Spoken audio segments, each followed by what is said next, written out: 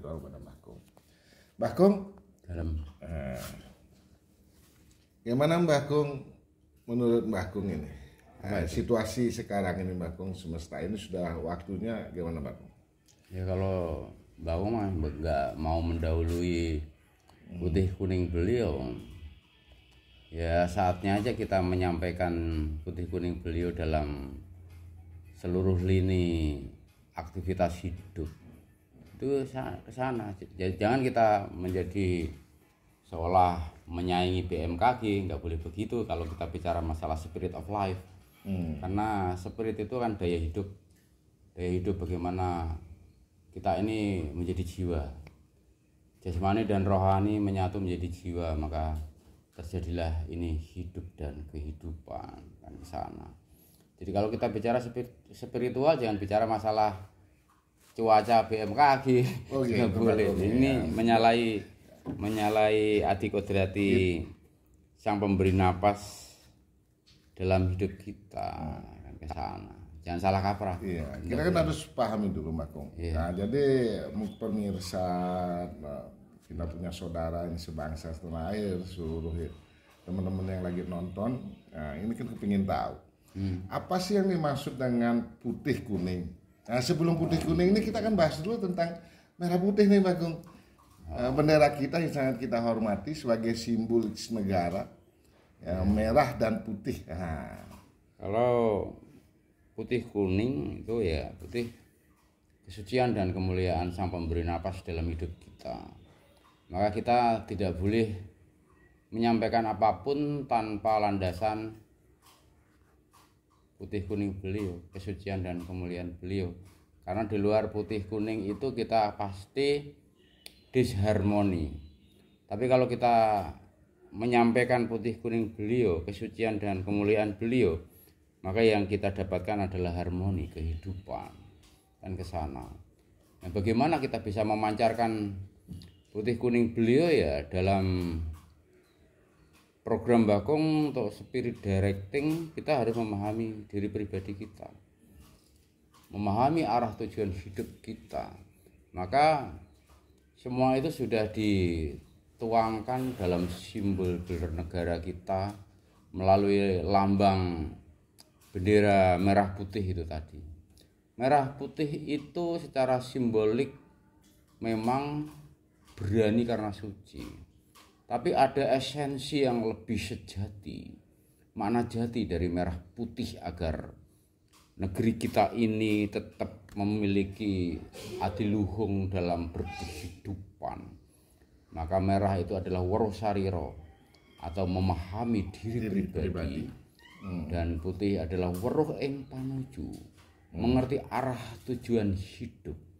Karena sopo weruh sariraning pribadi ibarat weruh pangerane. Siapa yang memahami dirinya pribadi ibarat melihat Tuhannya. Yang pertama, sapa weruh ing panuju sasat sugih pagerosi. Siapapun yang mau memahami arah tujuan hidupnya, dia ibarat memiliki benteng kehidupan yang sangat melindungi, pondasi dasar kehidupan. Bukan pondasi dasar, tapi memiliki tabir, memiliki pagar, memiliki benteng, memiliki kekuatan, memiliki pelindungan, memiliki atmosfer yang luar biasa. Seperti bumi ini memiliki atmosfer, sehingga bumi ini tidak gampang tertabrak bintang jatuh, tidak gampang berbentur dengan aneka benda yang tidak diperkenankan gitu.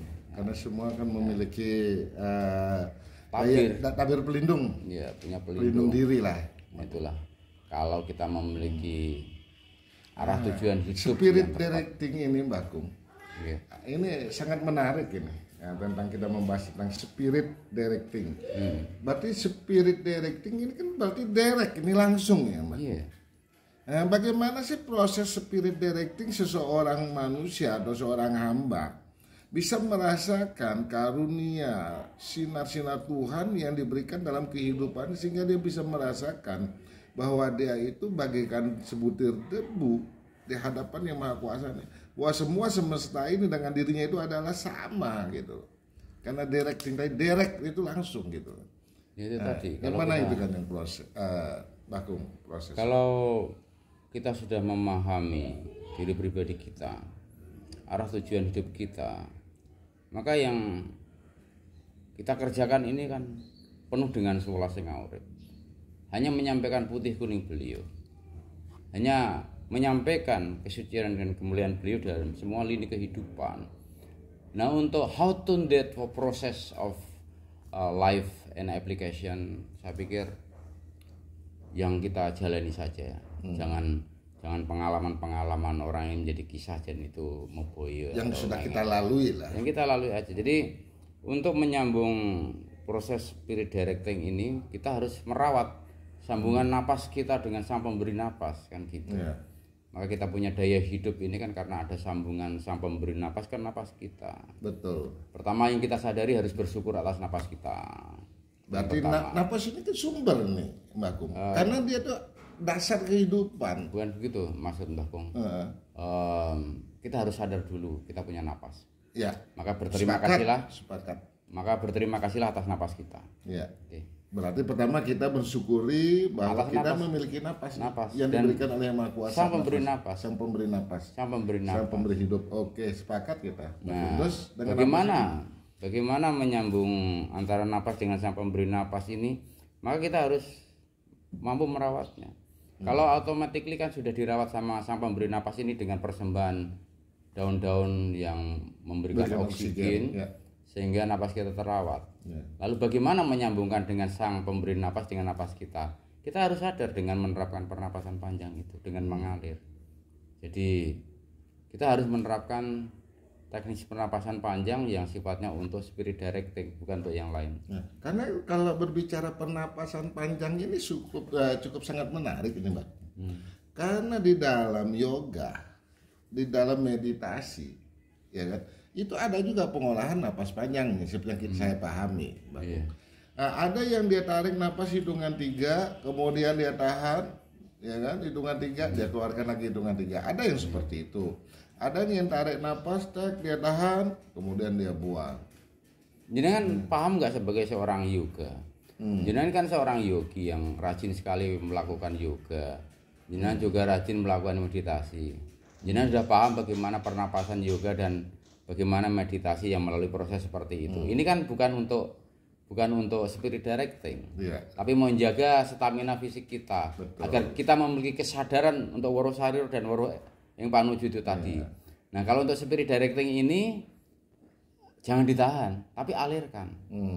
Alirkan. Inilah sebetulnya ada yang hanya sekedar meniru dan menyampaikan, sehingga ketika Mbah Kung menyampaikan pernapasan panjang langsung publish bagaimana yoga dengan pernapasan panjang, tarik napas panjang, tahan, lepas, kan bukan itu sebetulnya. Betul, Mbak Kung.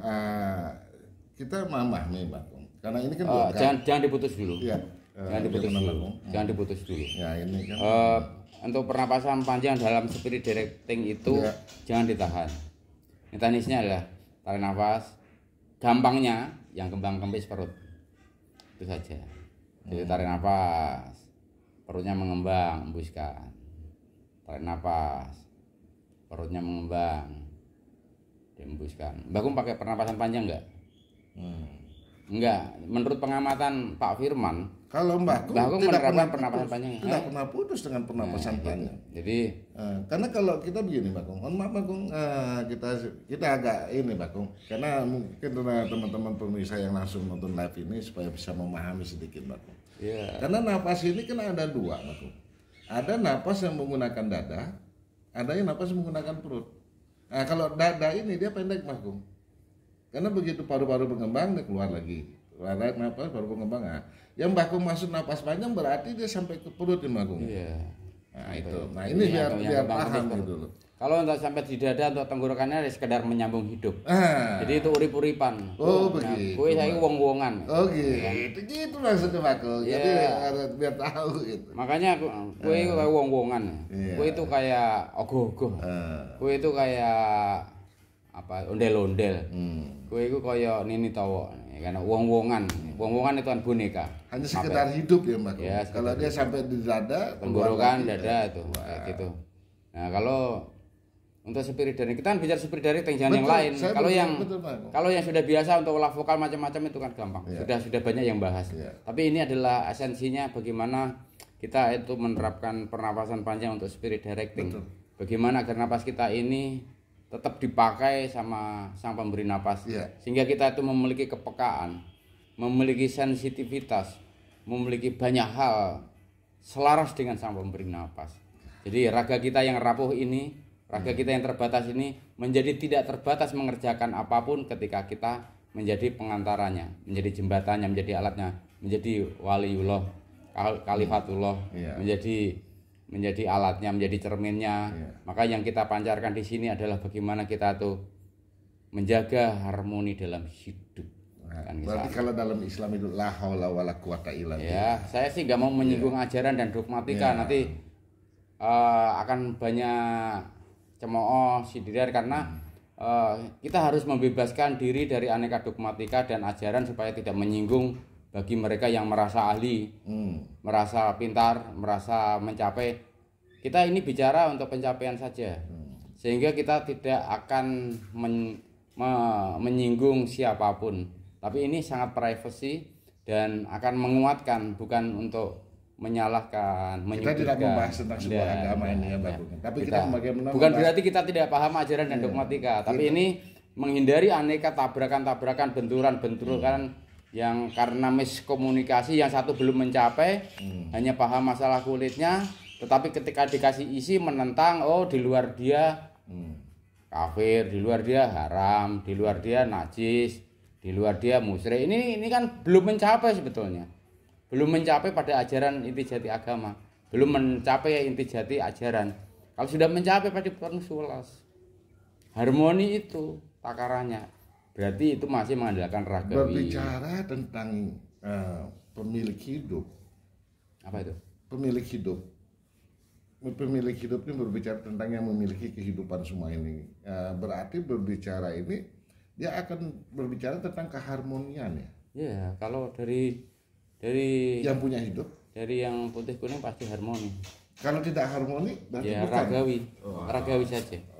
Karena ragawi kita tuh lemah sekali, rapuh, maka apa yang dikerjakan selalu negatif, gitu kan? Ya, Nah kalau kita mengikuti pemberi napas ya pasti harmoni. Makanya kadang dikatakan ada istilah-istilah murka Tuhan, itu salah besar. Tuhan nggak pernah murka. Beliau mengasihi tiada batas. Nah ketika manusia mengalami Orang aneka mengatakan ajab ini. Nah, ini adalah sebuah ajab. ya Allah enggak begitu. Tuhan tidak pernah memberikan keburukan dalam hidup. Karena dia menciptakan manusia ini serupa dengan gambar dia. Sebaik-baiknya bentuk. Itu dia. Aku menciptakan makhluk atau ciptaanku sebaik-baiknya bentuk. Bahwa engkau adalah bekasku jua adanya. Gitu kan. Ya kita harus mulai sadar benar bahwa kekuatannya yang tiada batas ini kan kita kan melalui, bukan cerita saja. Ya, kita melalui. Oke. Melalui. If you follow him you are glory. If you follow body you are crazy. Jatuhnya kan begitu. Ya. Nah, ketika apa yang kita sampaikan selalu terjadi, kan tidak boleh kita sombongkan. Betul. Kalau kita menceritakan, menyampaikan ini kan hanya untuk membangkitkan spirit of life, untuk menumbuhkan spirit power dalam hidup ini, bahwa kita bisa melaluinya. Lalui maka tahu dan terus hidup. Kan itu sebetulnya. Jadi bukan untuk sombong-sombongan, bukan untuk pamer-pameran, bukan untuk saling menyalahkan, bukan untuk saling menyudutkan, kan bukan kesana. Betul, visi dan misinya. Visi dan misinya adalah bagaimana kita terus memancarkan putih dan kuning beliau yang kasihnya tiada batas. Kan ajarannya gampang. Ya. Para pencapai kita sudah meninggalkan pesan-pesan yang seperti Mbak Gung sampaikan di depan. Ajarannya jelas, diuraikan, dijelentrekan melalui 11 tembang, Ya, kan? 11 Dari tembang. Kidung Micil sampai Kidung Pucung. Ini kan peringatan bahwa kita mulai dari lahir sampai kita dipocong, dipucung, dibungkus, sampai kita itu tidak memiliki kehidupan lagi karena tidak mencapai kesempurnaan, yaitu mati kan, Mati. DAP, dikubur, dibakar, dikremasi, kan kesana. Iya. Ajaran jelas bagaimana sih kita mencapai kasampurnane ngawurip. Jalankanlah 11 itu. 11. Sulas. 11. Su becik. 11 kasih sejati dalam hidup. Nah, kalau orang berbicara, menulis, berpikiran tidak punya 11, berarti kan tidak mengenal hidup. Iya. Yang ke sana berarti bukan dari beliau, tapi dari kehendak ragawinya, egosentrismenya, keangkuhannya. Ini masih mengandalkan kecerdasan akal. Maka dalam hidup itu harus cerdas akal, cerdas hati, Cerdas akal, cerdas rohani. cerdas hati, cerdas rohani. Cerdas akal. Ya, cerdas akal kita mampu menghadapi aneka tantangan hidup sehingga menemukan banyak hal yang berkaitan dengan teknologi, kreasi, inovasi. Ini cerdas akal. Cerdas akal. Kemudian cerdas hati. Cerdas hati kita dikasih kearifan untuk menyelesaikan aneka problem dengan sesama hidup. Bukan hanya dengan sesama manusia, tapi sesama hidup. Ya, jenengan udah melihat bagaimana kita makan bareng dengan sesama hidup kita.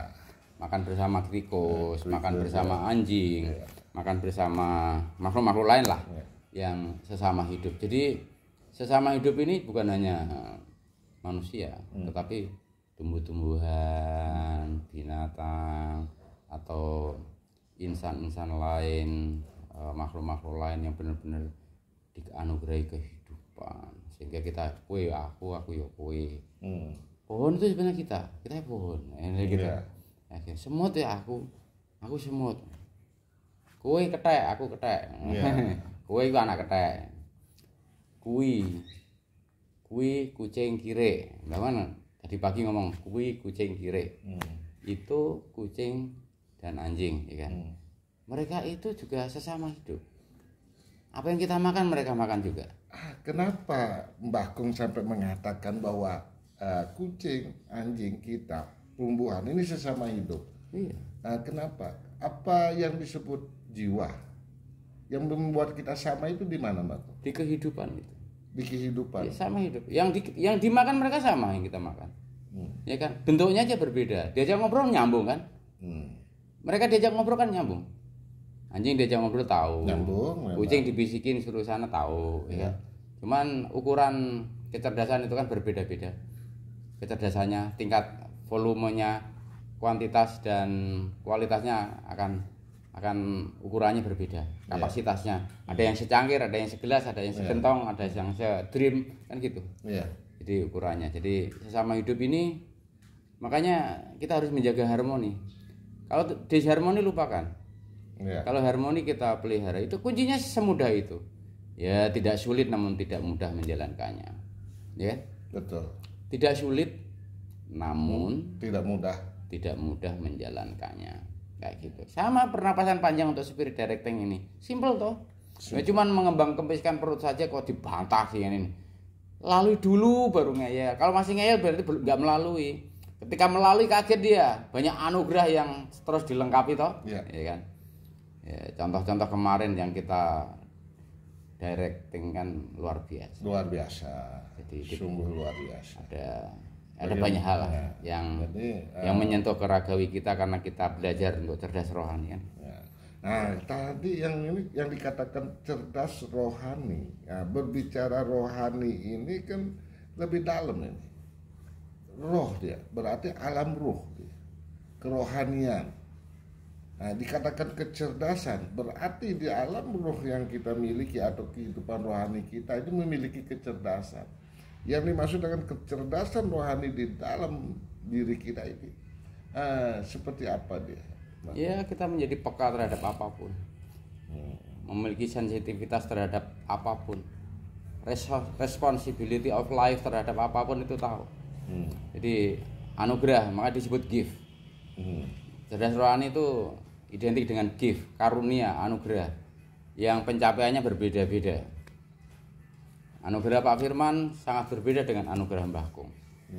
Jadi sebagai ahli hukum, saya mungkin ahli of art atau apapun, no problem.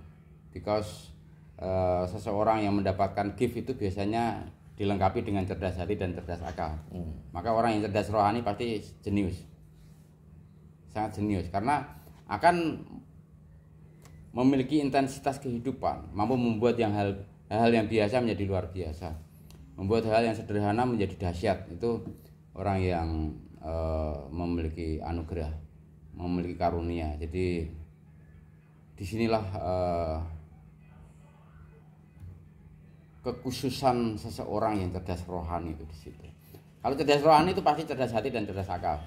Tapi kalau mengandalkan cerdas akal saja pasti sombong, angkuh, mendiskreditkan. Merasa dirinya paling hebat, cerdas akal. Kalau cerdas hati saja kita akhirnya juga meremehkan sesama yang lain. Ngasih makan aja dilempar. Makan masih kucing masih ada perbedaan di sini. Diskriminasi. Jadi kalau cerdas hati saja masih diskriminatif kita terhadap makhluk ciptaan Tuhan semua. Terhadap sesama hidup, bukan hanya makhluk, tetapi terhadap sesama hidup itu masih ada tanaman layu kita yang tidak tergerak untuk menyirami. Padahal dia memberikan oksigen buat kita. Jadi kalau cerdas rohani kita ada tanaman layu nggak mungkin diem. Ada anjing lapar gak mungkin kita kenyang sendiri, gak mau, iya kan?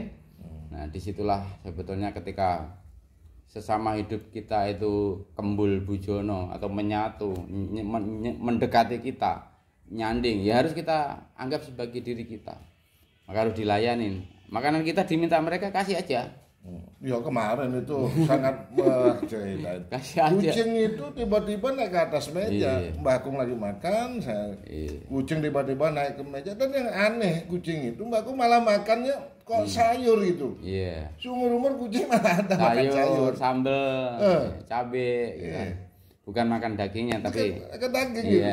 Kok sayur singkong yang dimakan sama kucing, makan sayur. Wah ini kucing makannya. Disinilah yang kita kategorikan sebagai cerdas rohani itu wadaknya kucing tapi dipinjam sama rohani yang bukan kucing kan gitu.